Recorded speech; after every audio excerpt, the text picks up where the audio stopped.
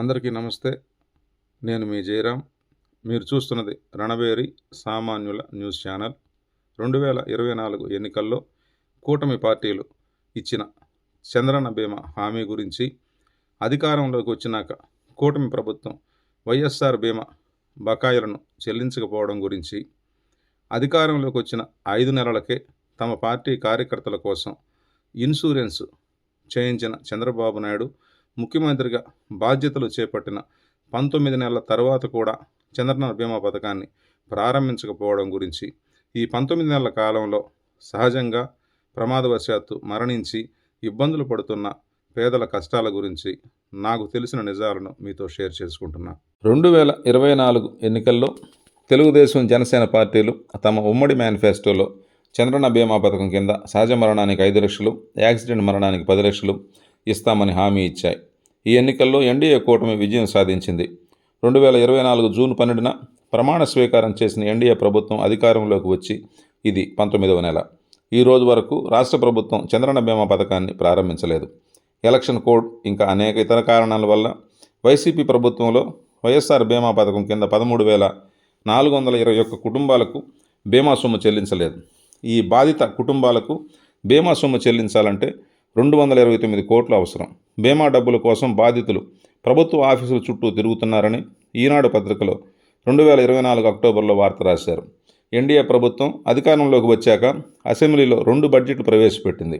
2024-25 మొదటి సంవత్సరం బడ్జెట్లోనే చంద్రన్న బీమా కోసం 280 కోట్ల రూపాయలను కేటాయించింది. ఈ డబ్బును వైఎస్ఆర్ బీమా పెండింగ్ బకాయిలకు ఇచ్చేయొచ్చు కదా, ఇంతవరకు ఇవ్వలేదు. ఈ డబ్బు ఏమైనట్టు? ఈ డబ్బు గురించి, బీమా సొమ్ము బకాయిల గురించి ఏ మీడియాలోనూ వార్త రాలేదు.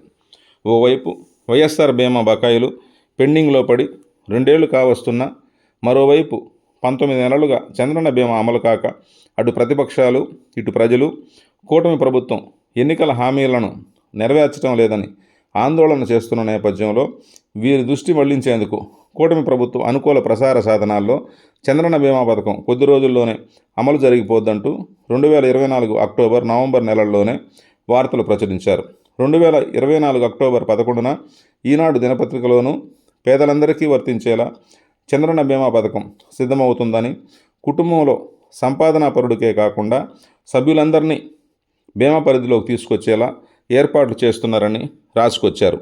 18 ఏళ్ల నుండి 70 ఏళ్లలోపు వారు ప్రమాదవశాత్తు మరణిస్తే 10 లక్షలు, సహజంగా మరణిస్తే 2 లక్షలు ఇవ్వనున్నారని, ఇందుకు గాను ఏడాదికి 2,800 కోట్ల రూపాయలు ఖర్చు అవుతుందని 6 ఐఏఎస్, ఐఎఫ్ఎస్ అధికారుల కమిటీ ప్రభుత్వానికి ఇచ్చేందుకు రిపోర్ట్ సిద్ధం చేసిందని ఈనాడులో రాశారు.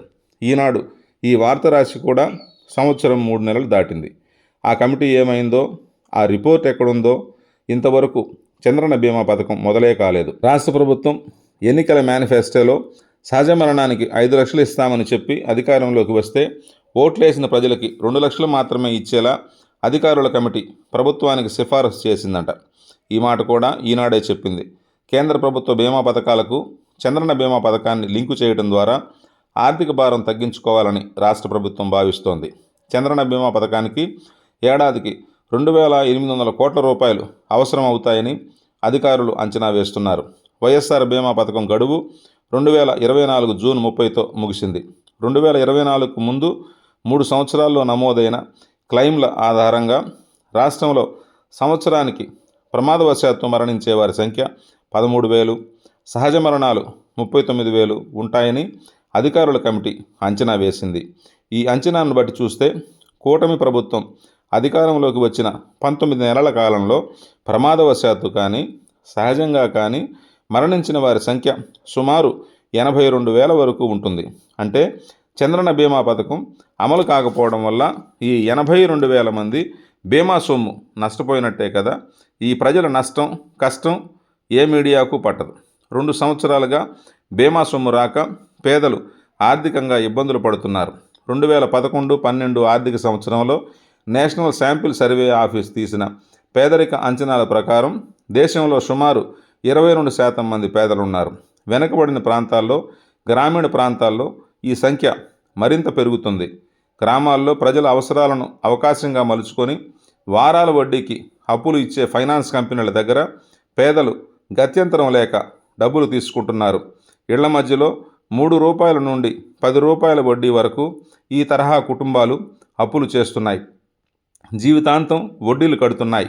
ఇటువంటి పేద కుటుంబాల్లో దురదృష్టవశాత్తు ప్రమాదం జరిగి కుటుంబ పెద్దో కుటుంబ సభ్యుడో మరణిస్తేనో గాయపడితేనో ఆ కుటుంబ ఆర్థిక పరిస్థితి మరింత అగాధంలోకి నెట్టబడుతుంది. ఇలాంటి కుటుంబాలను ఆదుకునే సదుద్దేశంతోనే పాలక ప్రభుత్వాలు బీమా పథకాలను తీసుకొస్తున్నాయి. అటు కేంద్రంలో ఇటు రాష్ట్రంలో ఎన్డీఏ కూటమి ప్రభుత్వాలే అధికారంలో ఉన్నందున కేంద్ర ప్రభుత్వ బీమా పథకాలకు చంద్రన్న బీమా పథకాన్ని లింకు చేసి బాధిత ప్రజలను ఆదుకోవటం రాష్ట్ర ప్రభుత్వానికి ఏమంత కష్టం కాదు. తాము అధ్యక్షులుగా ఉన్న టీడీపీ, జనసేన పార్టీల కార్యకర్తలకు ముఖ్యమంత్రి నారా చంద్రబాబు నాయుడు, ఉప ముఖ్యమంత్రి కొణిదెల పవన్ కళ్యాణ్లు ఇన్సూరెన్స్ పాలసీలు తీసుకున్నారు. తెలుగుదేశం పార్టీ అయితే అధికార మార్పిడి జరిగిన 5 నెలల్లోనే 1,52,598 మంది కార్యకర్తలకు ఇన్సూరెన్స్ చేయించింది. జనసేన పార్టీ కూడా సుమారు 20 లక్షల మందికి పైగా కార్యకర్తలకు ఇన్సూరెన్స్ చేయించింది. తెలుగుదేశం పార్టీ సభ్యత్వాలను ప్రతిష్టాత్మకంగా తీసుకున్న ఆ పార్టీ జాతీయ అధ్యక్షులు నారా చంద్రబాబు నాయుడు అంతే ప్రతిష్టాత్మకంగా రాష్ట్రంలోని పేదోళ్ల భద్రత కోసం చంద్రన్న బీమాను అమలు చేయలేదనే మాట అటుంచి గద్దెనెక్కి 2 ఏళ్లు కావస్తున్నా కనీసం పేదోడికి భరోసా ఇచ్చే ఈ పథకాన్ని ప్రారంభించలేదనే అపప్రథనం మూటగట్టుకున్నారు. పార్టీ కార్యకర్తలు కూడా ప్రజల్లో భాగమే. ఈ రాష్ట్రంలో తెలుగుదేశం పార్టీ కార్యకర్తల కంటే ప్రజలే ఎక్కువ సంఖ్యలో ఉన్నారు. పార్టీ కార్యకర్తల కన్నా సంఖ్యారీత్యా సాధారణ ప్రజలే ఎక్కువగా ప్రమాదాలకు గురవుతుంటారు. పార్టీ అధ్యక్షుడిగా చంద్రబాబు నాయుడు ఉద్దేశం మంచిదే, కానీ ముఖ్యమంత్రిగా ప్రజల పట్ల ఆయనకున్న బాధ్యత ఇంకా పెద్దది కదా. పార్టీ కార్యకర్తలకు భద్రత కల్పించిన చంద్రబాబు నాయుడు అదే శ్రద్ధను రాష్ట్ర ప్రజలందరి మీద చూపించటం ముఖ్యమంత్రిగా ఆయన విద్యుక్త ధర్మం.